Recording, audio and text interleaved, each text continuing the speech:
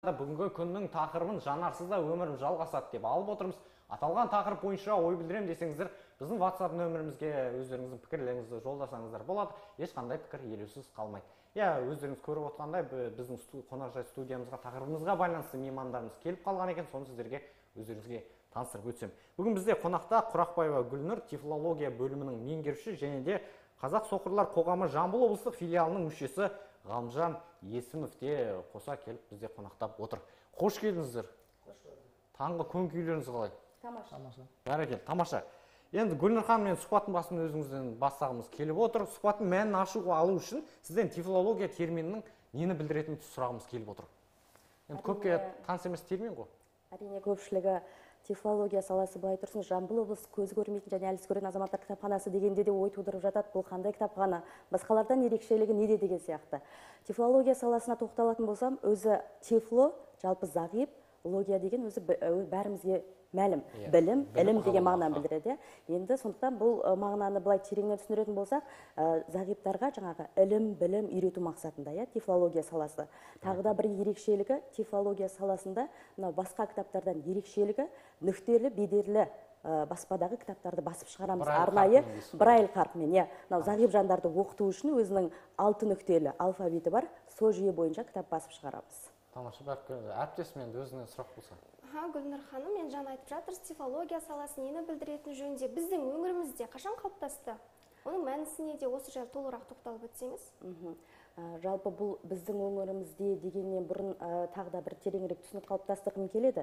Тифлология саласы сонау бір француз тифлопедагогы Луи Брайль, әрине. Бұл 3 жасында бір қарапайым отбасынан дүниеге келген.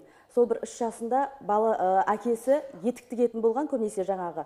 Соның қасында ен тәй-тәй басып ойнап жүрген кезінде мынау пышақ көзіне тиіп кетіп, көзі одан сайын асқынып, көзі көрмей қалған. Содан ол бала оқығысы келеді, білгісі келеді, үйренгісі келеді. Осы 6 нүктелі бедерлі қаріпті ойлап тапқан осы Луи Брайль кісі.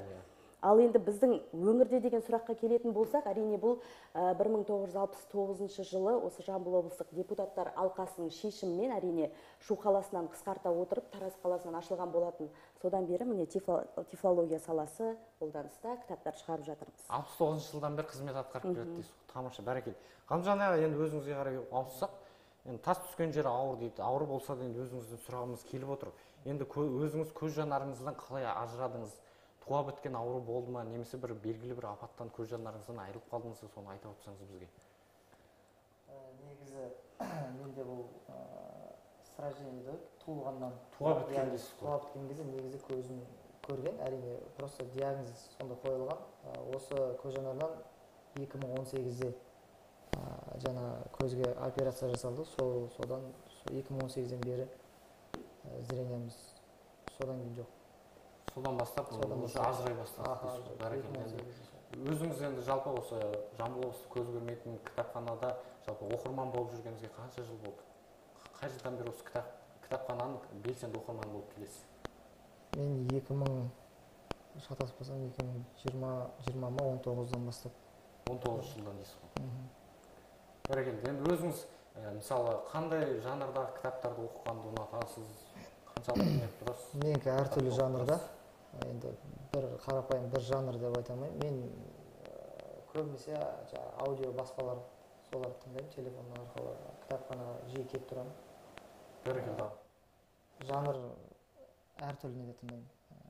Жаңа детектив, триллер, боевик әртүрлі жанрда. Басынан деловой литература жаңа ішіне бөлінеді өздері. Қызық нелер. Бәрекелді, тамаша.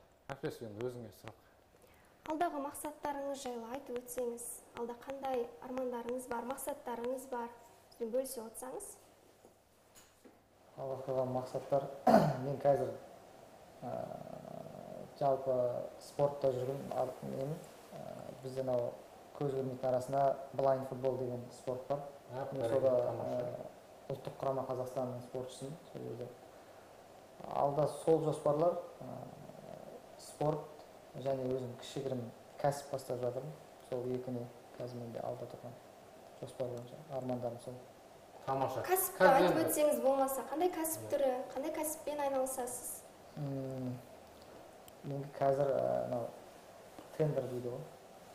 тендер саласында Тендер бастап саласында. береді Тамаша.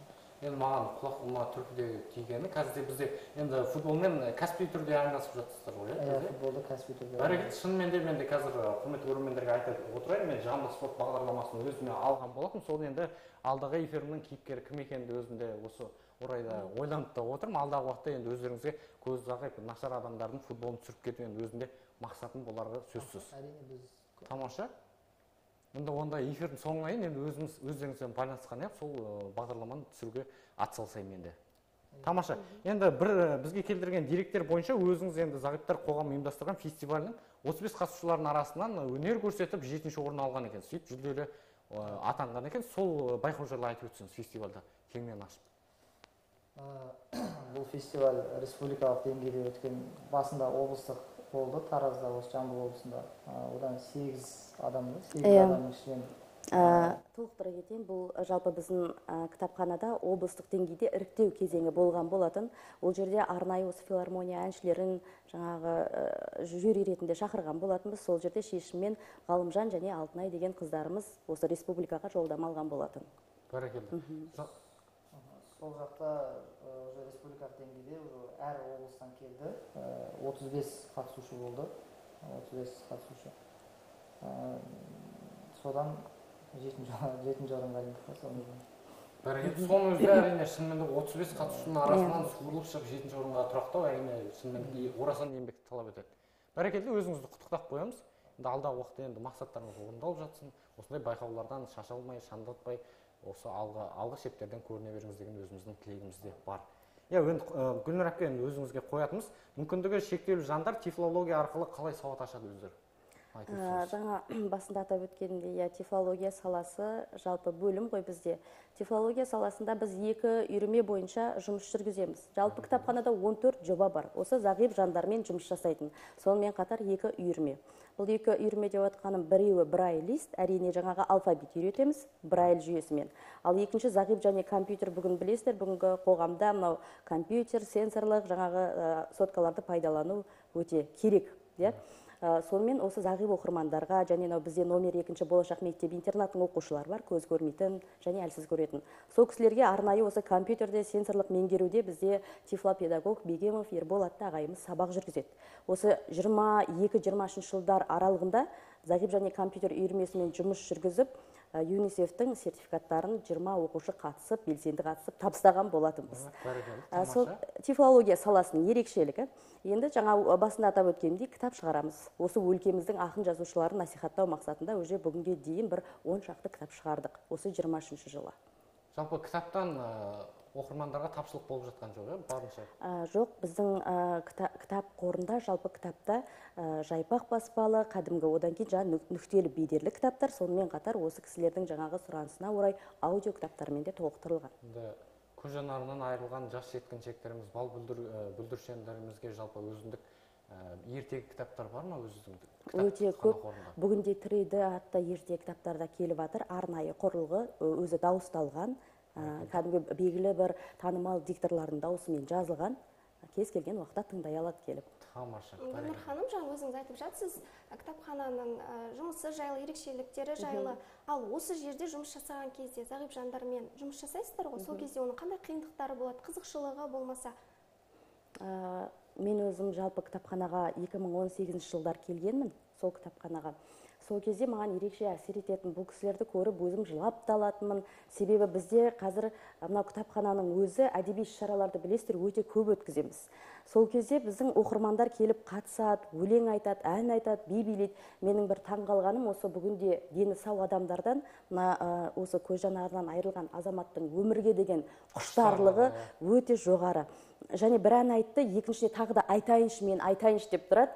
Жоқ, бізде уақыт шектеулі деп айтқызбаған жағдайда кейде жылап қалатын оқырмандарымыз бар. Сол уақытта қиындық тудырмаса, басқа уақытта маған осы кісілермен жұмыс жасаған өте өзіме ұнайды. Мен өзіме күш жігер алам, күнде жігерленем осы кісілер арқылы. Мотивация береді кәдімгідей. Бұл кісілер өте, осы Ғалымжан бар, Ғалымжаннан да басқа өзге оқырмандар бар, өте жеті қырлы, жеті сырлы десем де болады, жан жақты.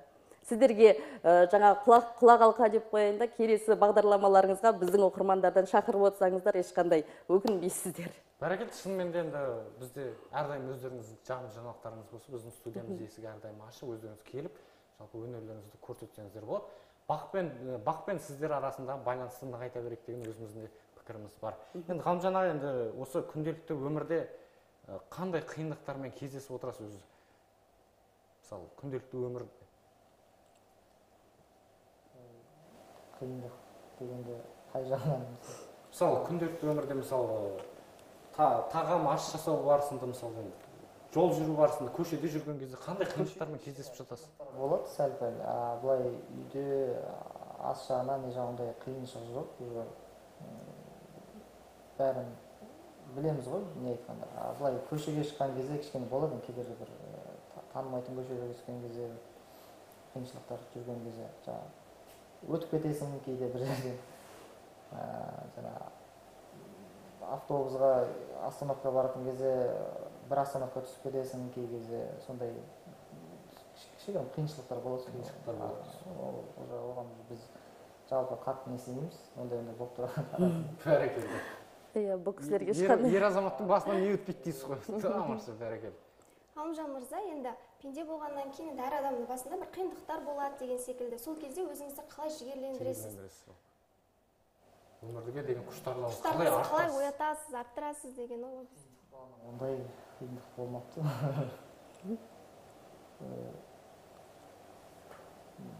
Білмеймін, даже қалай екенін. Шыны керек, ондай қиындыққа. Шынымен Ғалымжан ағаның түріне қарасам, үнемі позитив шырайын шашып отыр. Әрине, өзіңізде бір қиындықтар, тіптен жаныңыздан осы өтіп кете салатын сияқты қиындықтардың бар. Шынымен де позитивті керемет азамат екенсіз өзіңізге. Бағана айтып отырғандай, бұл кісілер өте күш қуатты, жігерлі.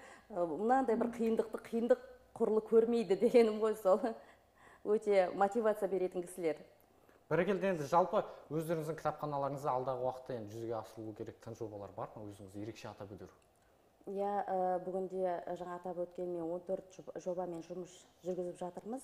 Алдағы уақытта да бірнеше істі қолға алғымыз келіп отыр. Әрине, жаңағы бұл кісілердің сұранысына орай бір студия запись кабинет ашсақ, өзіміз жаңағы кітаптарды арнайы дыбыстап, кітап қорын көбейтсек деген, және сонымен қатар тағы бір жобаларды қолға алсақ па деп отыр. Әрине, бұл жерде әлі алдағы уақытта қазір жұмбақ болсын, сол кезде жаңалық ретінде ашылсын деп отырмыз. Қазір бірақ қолға алынып жатыр. Ол әрине кішкене қаржылықты не қажет етеді, сондықтан кішкене әлі неғып жатырмыз, ойластырып жатырмыз. Әлі басталу кейпінде дейсіз ғой? Басталу кейпінде. Қазір атын атасам қызық емес болып қалады, сондықтан кішкене құпия ретінде сақтайық. Құпия ретінде сақтап, жүзеге асырылған кезде бізге өздеріңіз бөліссеңіздер болады. Біз әрдайым өздеріңіздің жаңалықтарыңызға дайынбыз. Тамаша, енді уақыт тауып келгендеріңізге көп рахмет сіздерге. Енді шынымен де бүгін осы өздеріңізге қарай эфирімізді арнап отырған алдағы уақыттарда енді өздеріңіз келіп сұхбаттарыңызды бере жатар деген ойдамыз. Жұмыстарыңызға сәттілік, бастаған істеріңізге береке. Ғалымжан аға, енді өзіңізге шынымен де риза болып отырмын.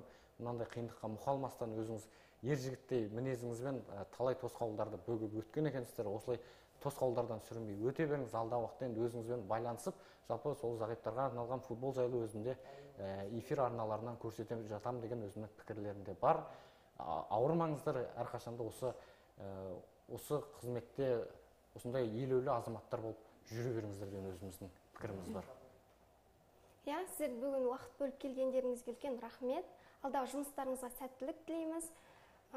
Осындай жаңа әріптесім айтып өткендей, ақпарат жобаларыңыз болатын, тың жобаларыңыз болатын болса, біздің есігіміз әрқашанда ашық, келіп бізбен бөлісе отырсаңыздар болады.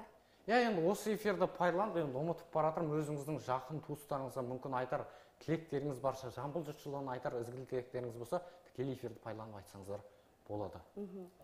Әрине, жалпы айта кететін жағдай осы көз көрмейтін азаматтар үшін 15 қарашаға дейін ақтаяқ күні деп атаймыз жалпы.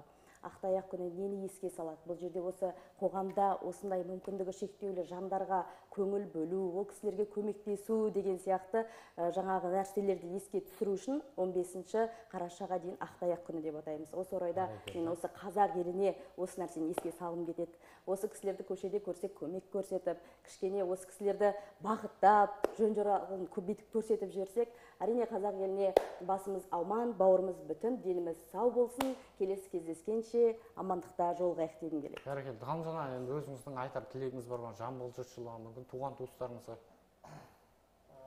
Айтар тілегім бәріне денсаулық ең бастысы. Осындай зағип жандар жаңағыдай бар ғой, үйлерінде отырып жаңағыдай жан-жаққа шықпайтын адамдар болып жатса, шығыңыздар. Осындай біздің кітапханамыз бар, әрдайым келіп отыратын. Бізде неше түрлі жан-жақты спорттар бар, қазір жан-жақты дамып жатыр ғой бәрі. Соған осындай нелерге қатысыңыздар деп айтқым келеді. Белсенді болыңыздар. Белсенді болыңыздар, иә. Бәрекелді. Үйде жатып не істеп қалмаңыздар. Тамаша. Сол айтамын. Бәрекелді.